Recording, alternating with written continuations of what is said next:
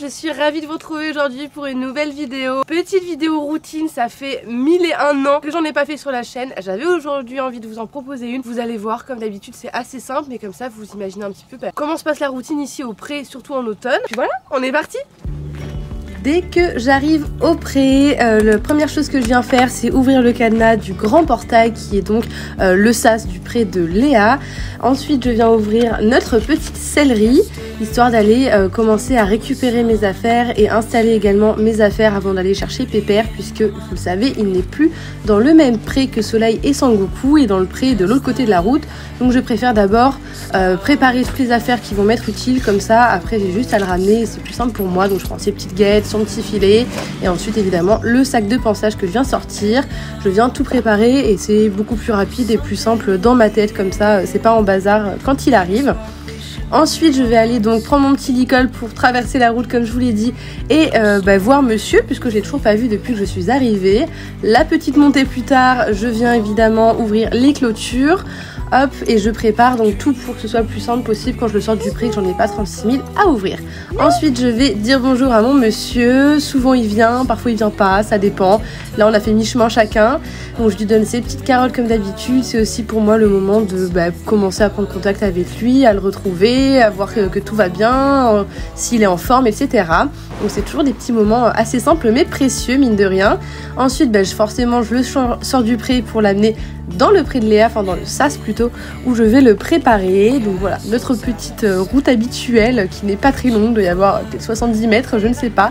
Ensuite je le lâche en liberté dans le petit sas, histoire qu'il puisse brouter. Et puis comme ça c'est plus simple aussi pour préparer, il n'est pas la tâche en train de demander tout le temps pour manger.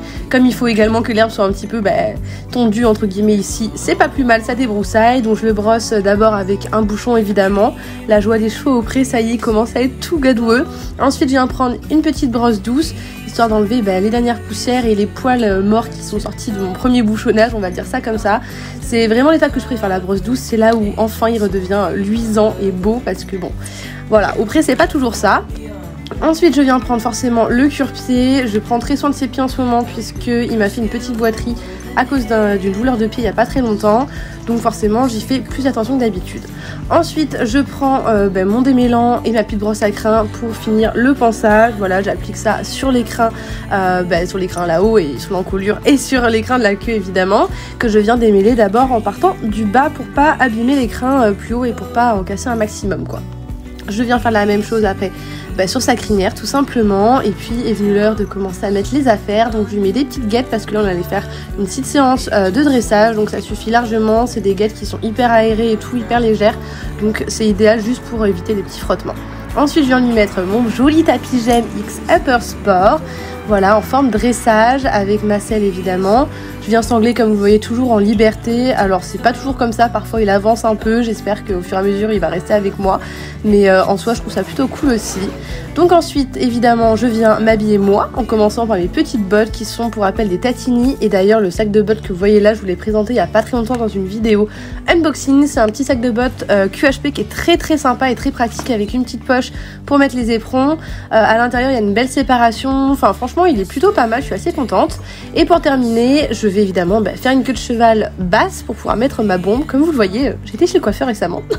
Donc voilà, petite bombe qu'on n'oublie pas évidemment pour le côté sécurité, avant de finir par lui mettre le filet. Donc toujours encore une fois en liberté, je lui passe les rênes tranquillement, j'attends qu'il ait fini sa bouchée et je viens lui mettre le mors, le filet, la muserolle, etc. Voilà, là l'idée de la séance était de faire une petite séance de reprise, mais reprise en dressage quand même et pas juste en stretching. Je voulais vraiment travailler ma position, donc dans l'idée, je vous raconte un peu ma life, mais j'ai fait une séance de mise en selle, donc voilà. Une fois que j'ai bien ressanglé, je viens étendre ces deux antérieurs pour pas qu'il y ait de plis sous la sangle. J'avance après de quelques petits pas, vous allez voir, pour aller à la chaise. Et puis voilà, je pense qu'on est pas mal. Il me reste plus qu'à me mettre à cheval avec toute l'élégance et la grâce que vous pouvez voir. Et puis c'en est tout. J'espère que cette petite vidéo routine vous a bien plu. Et en tout cas, moi je vous fais de très gros bisous. Je vous dis à très bientôt.